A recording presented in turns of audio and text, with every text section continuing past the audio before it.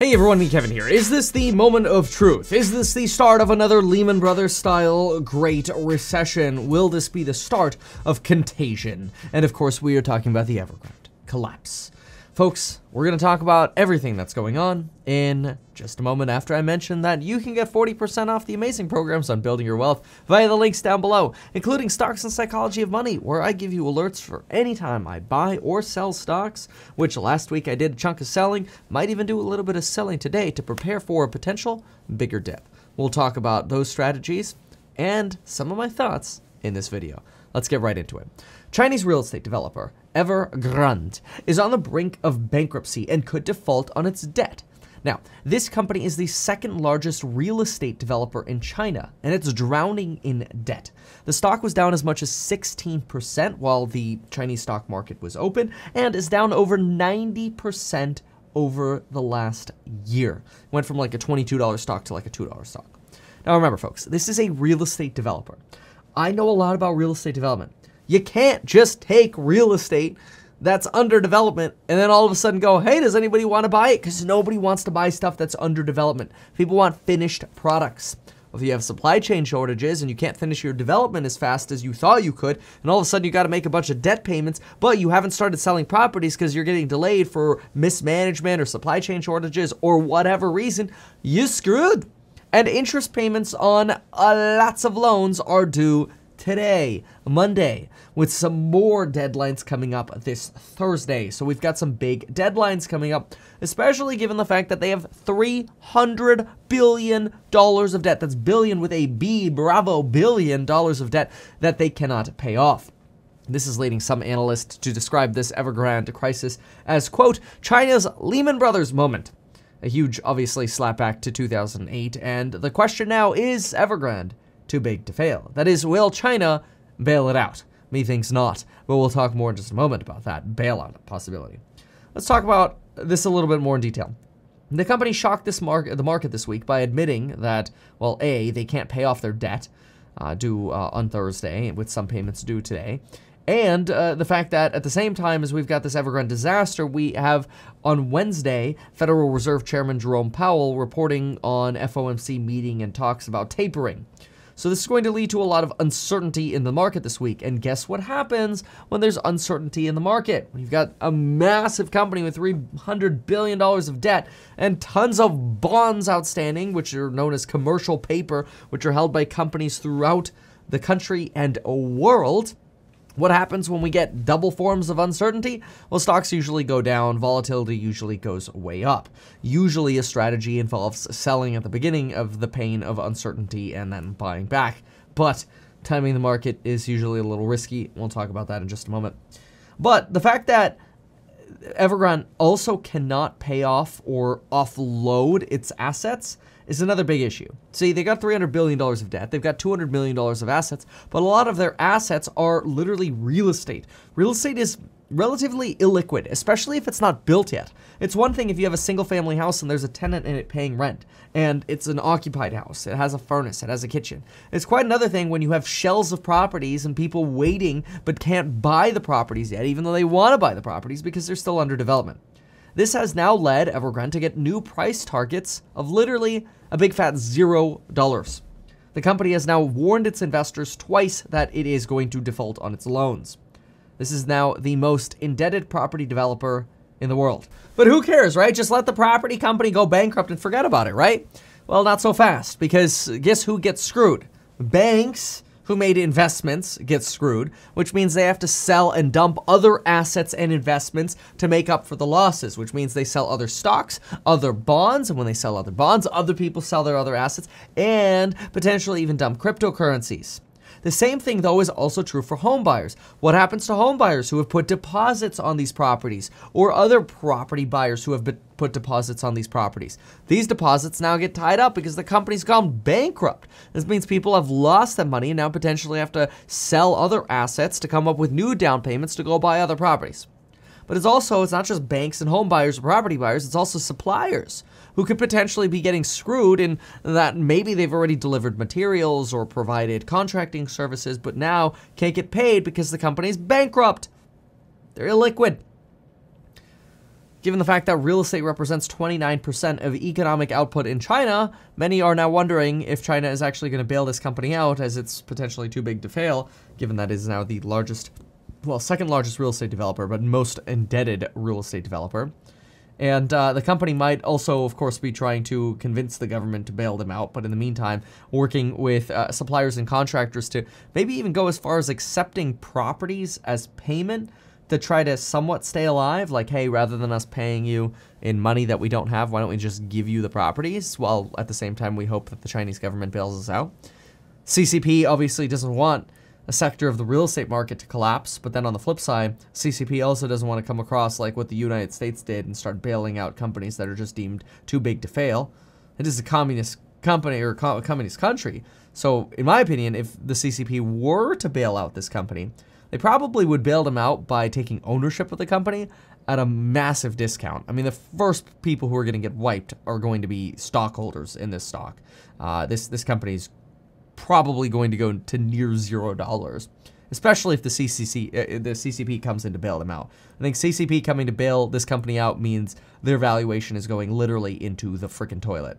The Chinese Communist Party, they know how to drive a hard bargain, okay? They're not going to bail this thing out at desirable terms, and they're going to be a lot harsher in a bailout than, in my opinion, the United States government was in 2008. So in the meantime, this is why the company is trying to just dump properties and say, hey, instead of me paying you, why don't you just take the property? And I mean, the easiest way to consider this is just look at the way real estate works. Let's say you have a house worth $200,000 and I owe you $150,000. What if I just said to you, like, hey, do you want the house? Well, ordinarily you might think, sure. I mean, if I take a $200,000 property and I sell it after fees, maybe I'll get $180,000, right? Okay, well, fair. Then you'd still be up a little bit, right? But what happens if so much real estate now gets dumped that that property is no longer worth $150,000, but it's worth $120,000 because we've now led to a real estate collapse thanks to Evergrande's disaster, which who knows how that's going to affect global real estate values? Big question. Nobody knows. So reality here is when a company starts trying to give away its properties at substantial discounts, you know they're screwed. Like, really badly screwed. I think there's no question at this point how badly they are screwed. Now, also worth suggesting that right now a restructuring is possible, and this could potentially mean some form of debt refinancing. Maybe other, companies come in and say, hey, why don't we just refinance the $300 billion of debt you have at, some form of a discount to the existing debt holders. There'd be a lot of negotiations related to this. But nothing's going to be desirable for the company. There is no desirable option for the company here. And there are going to be a lot of people who lose money. And this is where I think it's worth talking about the contagion that we could see in the broader stock market around the world and how we should potentially prepare ourselves for buying opportunities, not just in stocks, but also in crypto. See, endless companies and even Tether hold debt in companies, potentially like Evergrande. And this is why we might be seeing prices in crypto fall, maybe because as these bonds become worthless, maybe Tether holdings are becoming a little less worthwhile. But beyond that, I really think one of the big reasons we're seeing drops in stock futures, stock prices here shortly, and crypto prices is because institutions who make up 70% of even crypto trading are probably dumping to prepare for the contagion that is likely to come out of this Evergrande disaster. Now, again, we could in 5 hours wake up to news, or just have a cup of coffee to news that all of a sudden the solution has been solved and some kind of restructuring deal has been met, and the crisis appears that it's likely to be averted. And I would expect we'll see a very quick U-turn in the stock market and in the crypto markets. But in the meantime, it does seem entirely possible that it might not be a bad idea to take some potential higher risk investments, sell them while you still have gains, or you're at a break even or whatever, potentially hold those just so you have ammunition to buy the dip in other opportunities. Now, I personally would not recommend liquidating my entire portfolio. I would take some of my portfolio and maybe sell a little bit so that I could rebuy. But again, you'll have to be very, very quick because you could miss the dip and you could miss the bottom and end up buying higher than where you were. But I think if your intention is to rebuy, I think there's a big trade opportunity here, whether it's in crypto or stocks. And I don't believe that's paper handy. I believe that's called trading. But again, trade with a trade portion of your portfolio, not your entire portfolio. Of course, anytime I buy or sell, I will send alerts, as I always do, in the Stocks and Psychology of Money group link down below. Something else to consider is that we can also hear that Evergrande will be kept alive in some form of zombified form, where basically we know that they can't continue to make their payments, but maybe we can get the company to finish building their 1.4 million homes that the company has already pre-sold, and if they finish building these homes, then those homes could be sold. The big question here is, will suppliers and contractors actually be willing to complete those homes? And I believe that is going to be quite a big ask. I don't think keeping the company alive in a zombified form will create a lot of confidence in contractors or even home buyers. I would personally expect that if the company were to be announced to, hey, we're going to survive in a zombified form just to finish building these homes, I would expect a lot of home buyers to just want their deposit back. And I think a lot of contractors won't actually work for the company. So I'm not super enthused about this. I really don't see anything good coming out of this.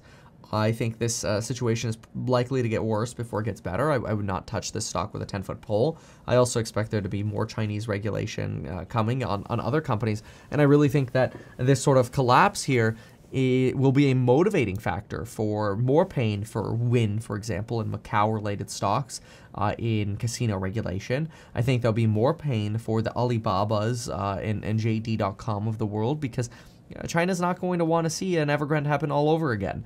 I think they're going to try to be even more aggressive on their regulation and their crackdowns because of this going on. And again, the pain in the Chinese markets will be felt globally, and I do think that institutions will pursue a substantial amount of selling to prepare for this this potential buying opportunity, because that's what I really see this as.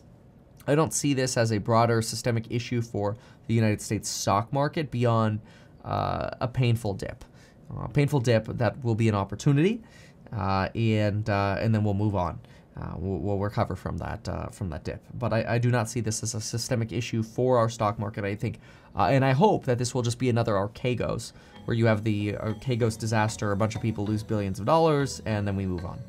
It's an expectation that I have. I'm willing to trade this. I'm willing to dump certain stocks and certain crypto, and be prepared to essentially buy the dip and buy back at cheaper prices.